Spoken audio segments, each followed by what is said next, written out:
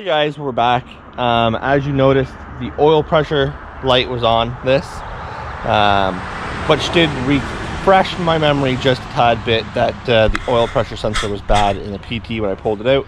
So today I'm going to change that and finish up a few things and then scan it to see why the engine light is on, because I'd like to get any issues worked out before it gets on the dyno.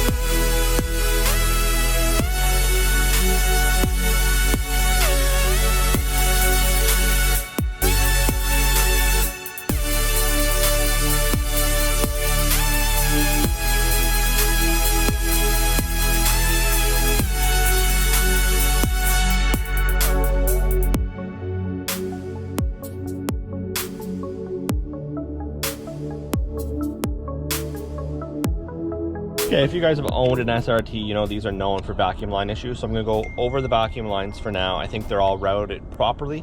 I'm going to check them out later on when I get to my buddy Scott's house. He knows a little more about the vacuum lines than I do. So I'm going to go around, guys. I'm going to zip tie all the vacuum lines for now, and I'm just going to button up, put the intake on, and a couple of other things, and then I'm going to get these headlights fixed because there's no headlights right now, so I don't know if it's a switch or if it's not getting power. So I'm going to put my HID my HIDs in it.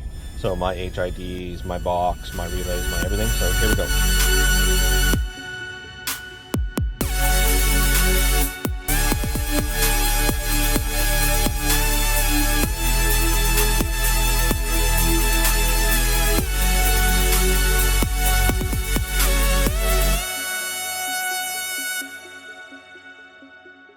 Okay guys, we did get the zip ties on, we did get the intake in spot. Now, we're not going to go too crazy because the intake, battery, and battery tray has to come out to double check the vacuum lines. So now we're going to work on this. This is the new AM wideband sensor. The sensor was different, so what I ended up doing was I bought a whole new AM wideband because I kind of figured that that might be different. So now we are going to fix a couple things in the interior. So what I'm going to do is I'm going to pull the top dash pad off to fix that one gauge that's sideways, and then I'm going to hook up the new AM wideband.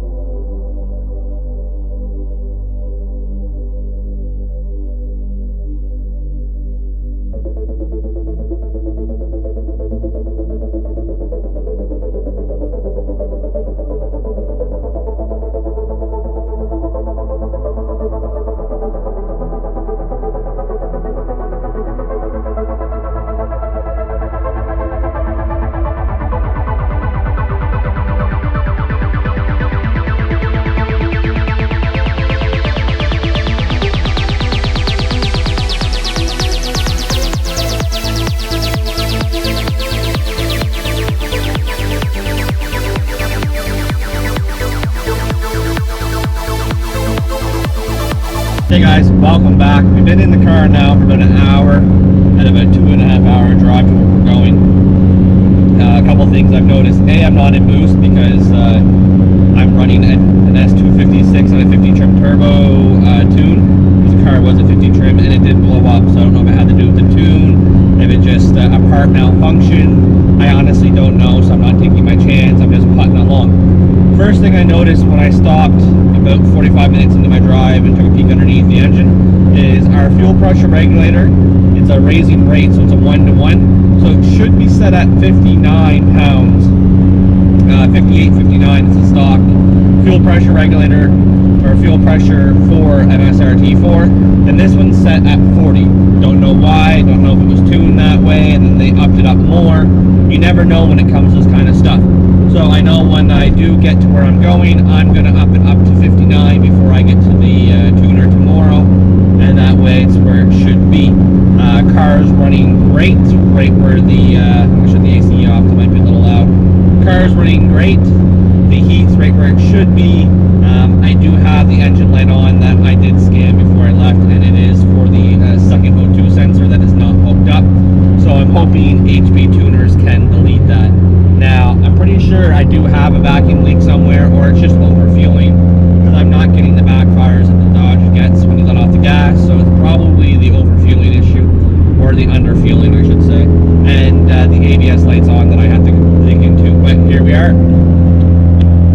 As you see, guys, it is running good.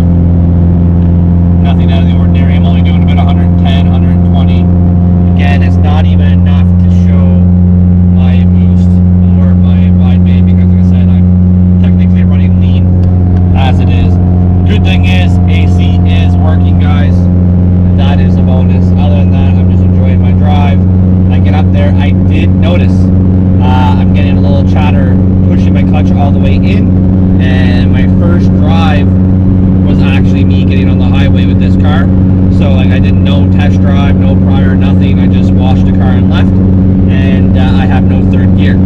So I'm pretty sure that where it's having a little chatter when you push the clutch pedal in all the way, I'm pretty sure it needs to be adjusted a little better, and I should get third that way.